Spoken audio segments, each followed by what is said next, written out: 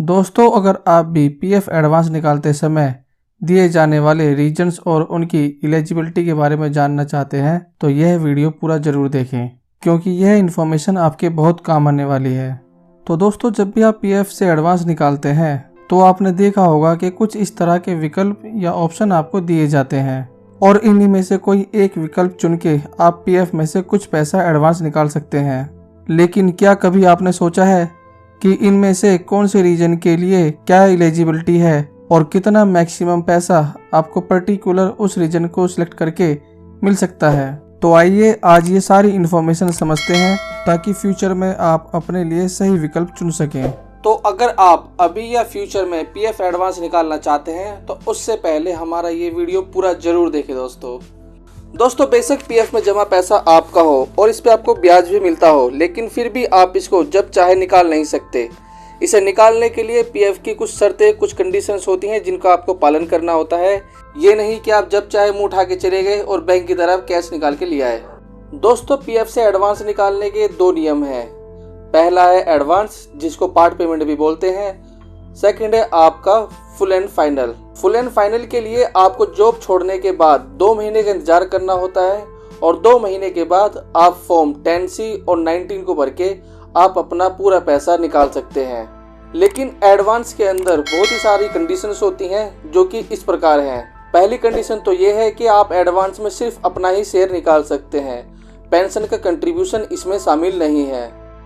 दूसरी बात यह है कि आपको एडवांस निकालते समय पीएफ में एक रीजन बताना होता है कि आप पीएफ से पैसा एडवांस क्यों निकाल रहे हैं, और हर एक रीजन की अपनी एक एलिजिबिलिटी होती है और अपना एक क्राइटेरिया होता है कि आपको कितना पैसा मिलेगा या आप उसके लिए एलिजिबल हैं कि नहीं है।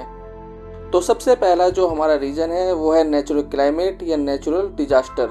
यह रीजन आपको सिलेक्ट नहीं करना चाहिए दोस्तों, क्योंकि नेचुरल आपदा की घोषणा या तो डीएम द्वारा या फिर सेंट्रल गवर्नमेंट या स्टेट गवर्नमेंट द्वारा की जाती है। तो जब तक ऐसा सच में ना हो तब तक इसको सिलेक्ट ना करें। सेकंड है हमारा दोस्तों बाइंग हैंडीकैप्ड इक्विपमेंट। इसके लिए भी मैं आपसे कहूँगा कि इसको आप सिलेक्ट ना करें दोस्तों, क्योंकि इसके लिए ज़रूरी डॉक्यूमेंट्स अटैच करने होते हैं। इसमें कुछ खास पैसा आपको मिलता भी नहीं है, 5-6 हज़ार से ज़्यादा आपको दिया भी नहीं जाता।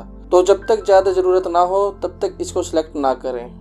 आजकल दोस्तों ये कोविड का रीजन भी चल रहा है, लेकिन इसके लिए भी एक कंडीशन है जो कि इस प्रकार है कि आप अपने 3 महीने का वेजेस या आपके जमा जो कंट्रीब्यूशन है उसका 75% विड्रॉल कर सकते हैं। इनमें से जो भी कम होगा वो आपको दिया जाएगा। चौथा है दोस्तों इलनेस। आप अपनी पीएफ में ज्वाइनिंग के 6 महीने बाद इलनेस का रीजन बताकर अपने जमा कंट्रीब्यूशन में से 50% तक निकाल सकते हैं, और ये रीजन बहुत ही सिंपल है, ज़्यादातर इसी का यूज किया जाता है। पांचवा जो रीजन है दोस्तों वो है हमारा मैरिज या फिर हायर एजुकेशन। इन दोनों रीजन्स के लिए दोस्तों आपकी सर्विस कम से कम 7 साल की होनी चाहिए। उसके बाद आप अपने जमा वेजेस का 50% तक विड्रॉल कर सकते हैं। और सबसे अंत में है हमारा दोस्तों कंस्ट्रक्शन ऑफ हाउस या बाइंग ए फ्लैट।